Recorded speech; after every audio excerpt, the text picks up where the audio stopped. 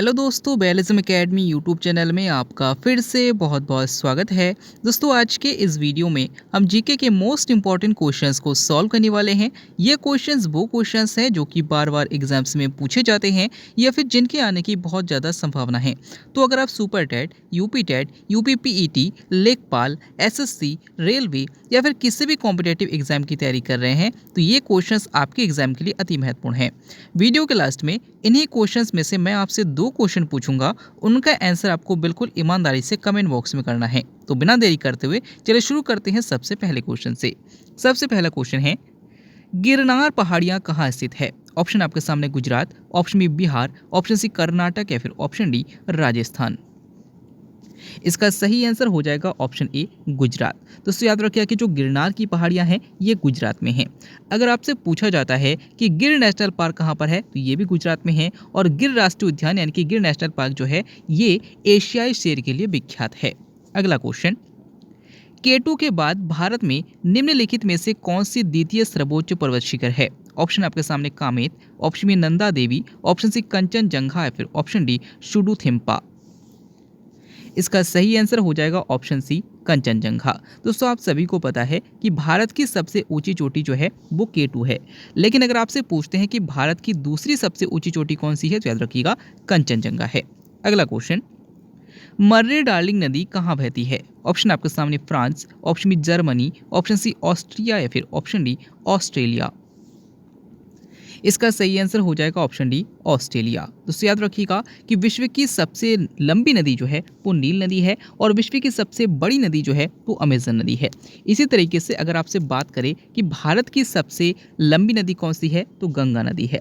यहाँ पर आपसे पूछा गया है कि मर्रे डार्लिंग नदी कहाँ बहती है, तो ऑस्ट्रेलिया की सबसे लंबी नदी जो है वो मर्रे डार्लिंग नदी है। अगला क्वेश्चन, पौधों में फ्लोएम मुख्यतः उत्तरदायी है। आपको बताना है कि पौधों में जो फ्लोएम होते हैं उनका क्या कार्य है। ऑप्शन आपके सामने है आहार वहन के लिए, ऑप्शन बी अमीनो अम्ल वहन के लिए, ऑप्शन सी ऑक्सीजन वहन के लिए या फिर ऑप्शन डी जल वहन के लिए। इसका सही आंसर हो जाएगा ऑप्शन ए आहार वहन के लिए। दोस्तों दो चीज़ें आप पढ़ेंगे जब भी आप फ्लोएम या फिर इन सब चीज़ों के बारे में पढ़ेंगे, एक तो जाइलम और दूसरा है फ्लोएम। जाइलम क्या करता है, जो पौधे होते हैं इनसे जल को लेकर पौधों की पत्तियों तक और पौधों के विभिन्न भागों तक पहुंचाता है, जिससे प्रकाश संश्लेषण के माध्यम से पौधे अपना भोजन बना सके।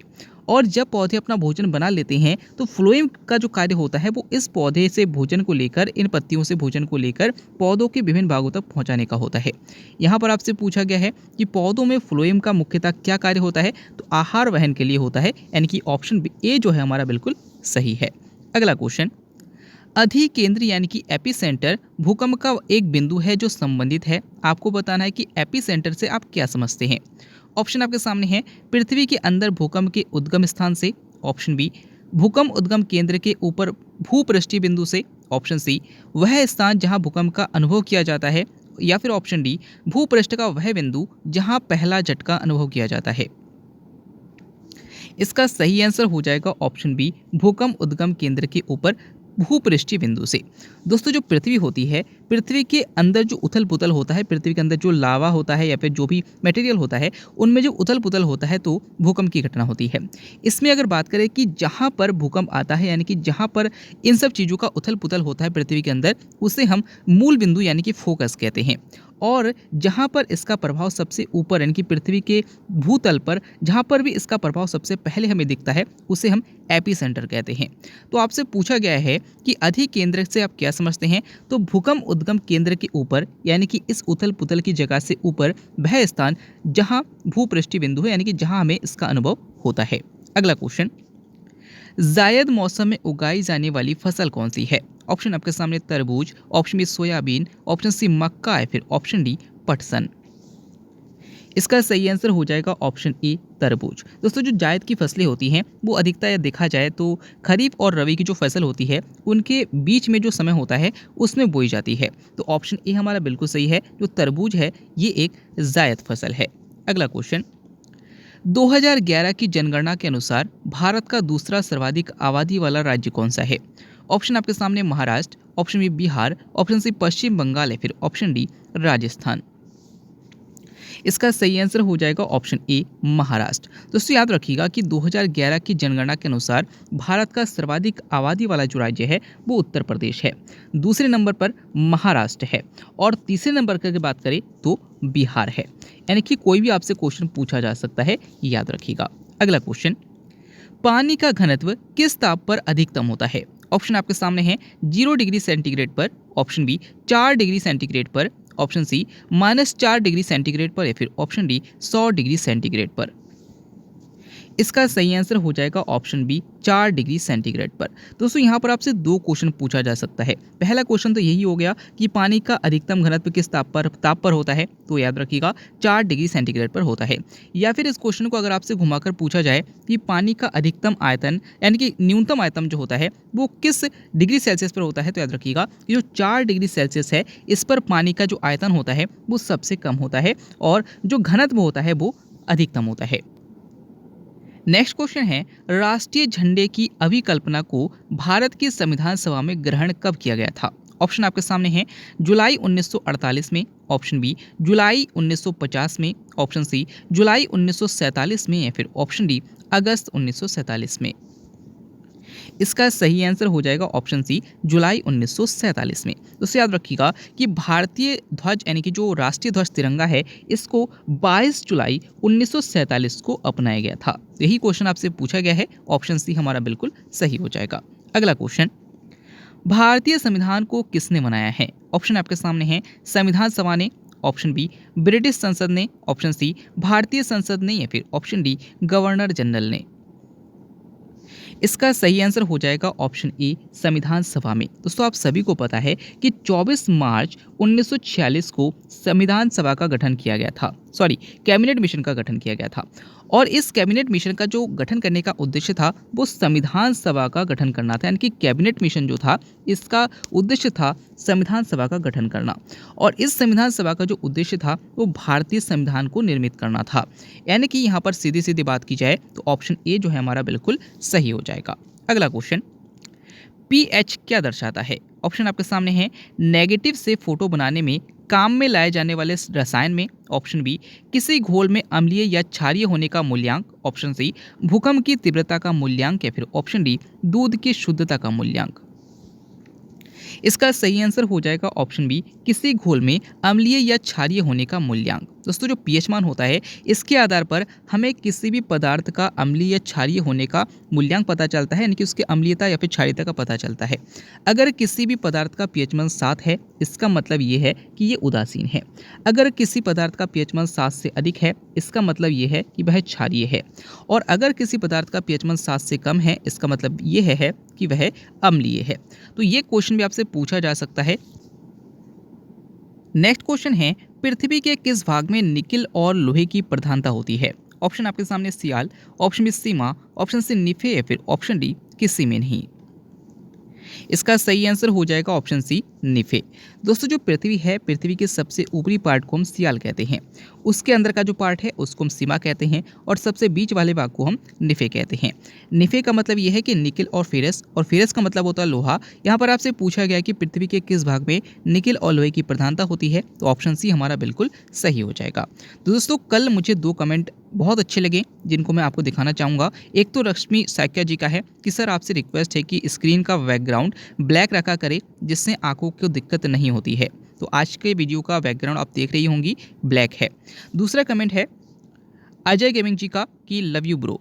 तो दोस्तों मेरा भी पूरा प्रयास रहता है कि आपको ज़्यादा से ज़्यादा कंटेंट कम से कम समय में मिले। अगर मैं चाहूँ तो इतने ही क्वेश्चन को मैं 1 घंटे में कवर करा सकता हूँ, आपको नॉलेज उतना ही मिलेगा, आपका समय बर्बाद कर सकता हूँ। लेकिन मेरा पूरा प्रयास रहता है कि आपका समय बिल्कुल भी बर्बाद ना हो।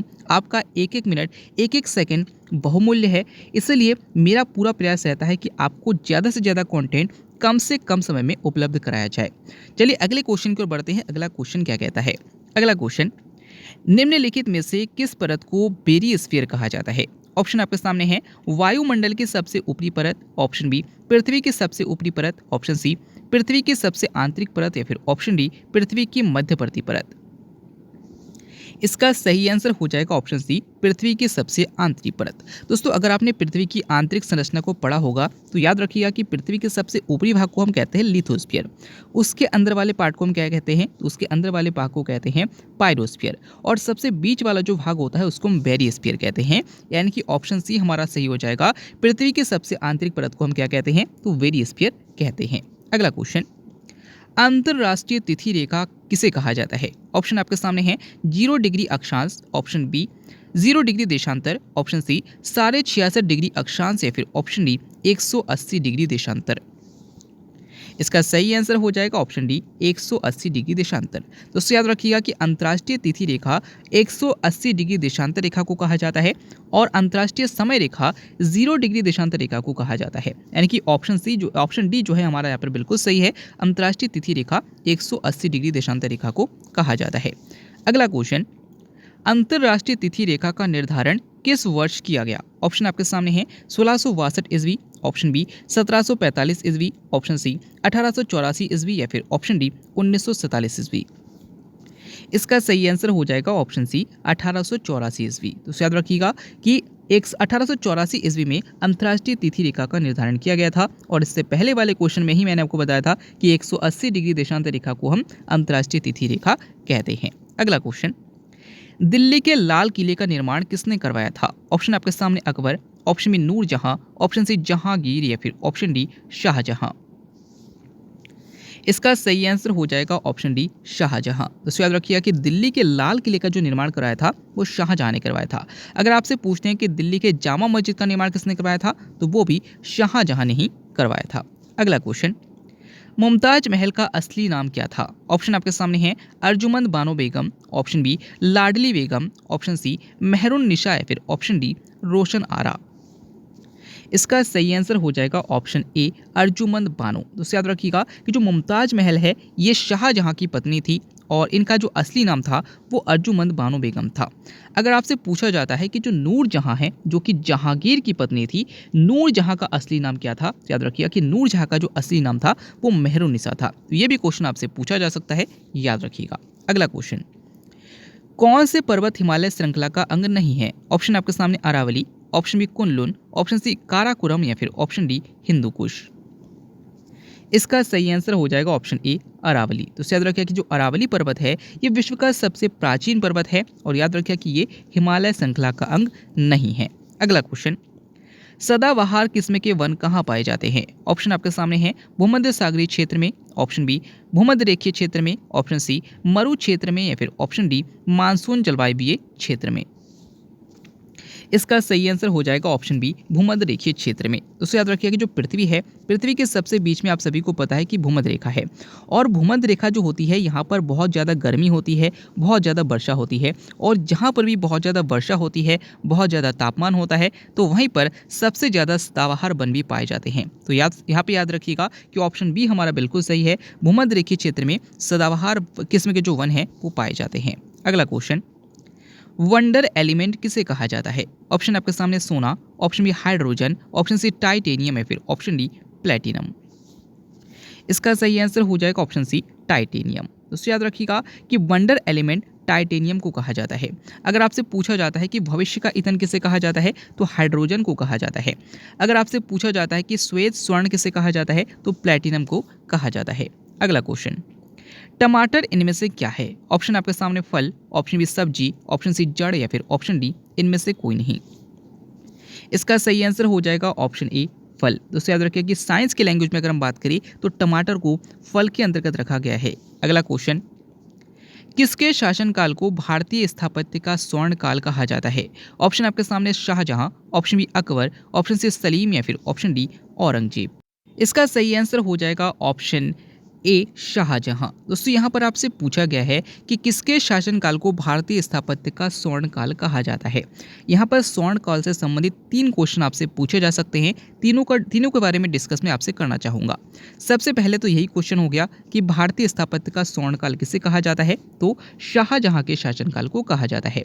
दूसरा क्वेश्चन आपसे पूछा जाता है कि किसके शासनकाल को चित्रकारिता का स्वर्णकाल कहा जाता है? याद रखिएगा, जहांगीर के शासनकाल को चित्रकारिता का स्वर्णकाल कहा जाता है।